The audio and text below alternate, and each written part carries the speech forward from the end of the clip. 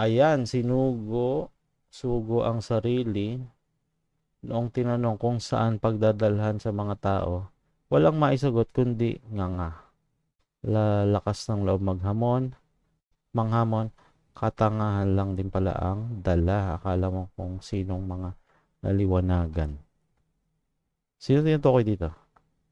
Si Badong. Tama ba? Siguro, Brox. Si Badong, si DK, I don't know. Siguro yung pati yung podcast eh. Hindi nagge-generalize siya eh. Hindi siya magbigay ng specific. Pero pwede ako mag-react. Mag-react lang ako sa sinabi niya. No? Sabi niya, ayan, sugo ang sarili noon. Tinanong kung saan. Dadalhin mo lang pag may sasagot na nga.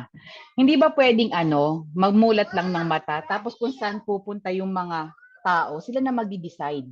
Kailangan ba pag nagsalita, may pagdadalhan agad? Tinatanggalan nila ng karapatan yung mga tao na kusang mag-decide para sa sarili nila. Hindi pwedeng mag-open up. So ang gusto nilang mangyari, once na nagsalita ka, nag-open ka ng open ng critical thinking ng mga tao, dadalhin mo sila sa somewhere else. Ang purpose po ng pag-open na yung ng critical thinking no para yung mga tao mismo ang makapag-isip para sa sarili nila. Hindi po namin sila hahawakan yung kamay, dadalhin kung saan man. Wala pong ganon. Tagamulat lang po, charot. Tagamulat ng mata. Yon. Wag niyo po kaming hanapan na dadalhin kayo kung saan-saan kasi wala po kaming religion, hindi po kami nangangaral dito. Kayo po ang hawak yung buhay nyo, kayo mag-decide sa sarili nyo, hindi po kami mag-decide para sa inyo. Yon. Bakit Yun po lang po. below na yung isang post mo, sabi mo, dadalhin mo sa langit?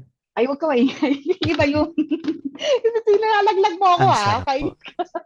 Sabi mo nga, Sarap po, ang sarap kuya. po. Yung, Ang sarap po, kuya. Ano ka ba? Kayo na nga. konti pa. Bedroom voice pa. Naiya ako, wag na. Opo. Yan po namin kayo dadalhin. Sa langit. Pati yung ano ko, sa Facebook, sabi ko, welcome sa pintuan ng langit. May nagagalit.